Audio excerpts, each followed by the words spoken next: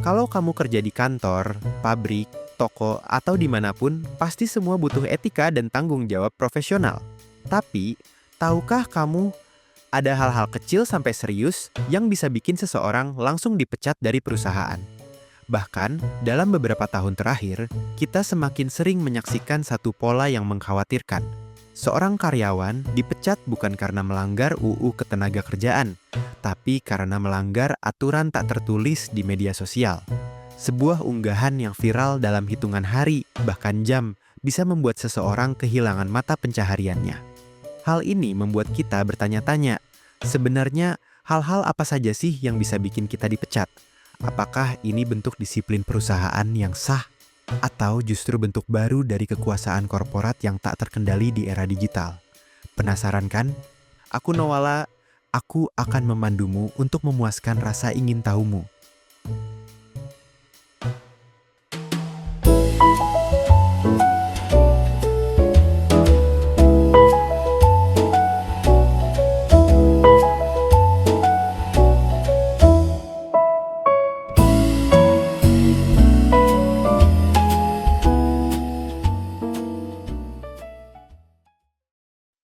Pemecatan terjadi ketika perusahaan memutus hubungan kerja dengan seorang pekerja karena alasan tertentu. Alasan tersebut bisa bermacam-macam.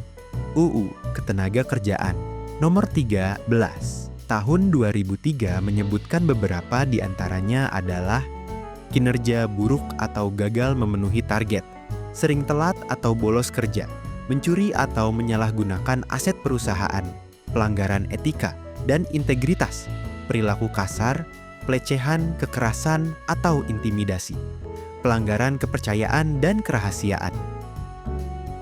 Lantas apa jadinya jika seseorang mengalami pemecatan karena unggahan viral di media sosial yang menjatuhkan namanya atau nama perusahaan? Sebetulnya, Undang-Undang Ketenagakerjaan Pasal 158 menyebutkan bahwa karyawan bisa dipecat karena melakukan perbuatan tercela atau merugikan perusahaan. Unggahan di media sosial yang bernada mencaci maki atau mengungkap rahasia perusahaan termasuk dalam kategori ini. Akan tetapi, sejauh apa unggahan di media sosial mempengaruhi status kepegawaian seseorang? Sebetulnya perlu kejelasan kebijakan digital perusahaan. Perusahaan harus memiliki pedoman yang jelas, adil, dan proporsional tentang etika bermedia sosial, bukan aturan samar yang bisa dibelokkan seenaknya. Kita butuh alat perlindungan hukum yang lebih kuat. Serikat Pekerja dan UU Ketenagakerjaan perlu mengejar ketertinggalan dan mengantisipasi bentuk-bentuk baru penghukuman digital ini.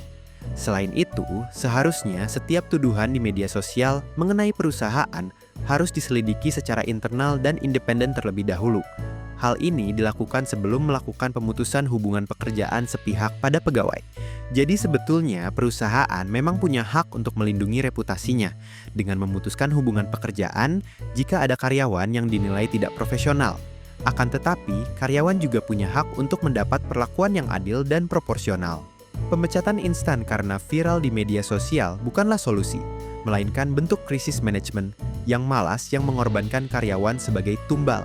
Yang terpenting, kenali hak-hak kalian sebagai pekerja dan jangan ragu untuk mencari bantuan hukum jika merasa diperlakukan tidak adil.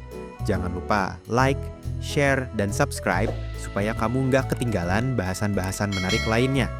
Aku Nowala, stay curious, dan sampai jumpa.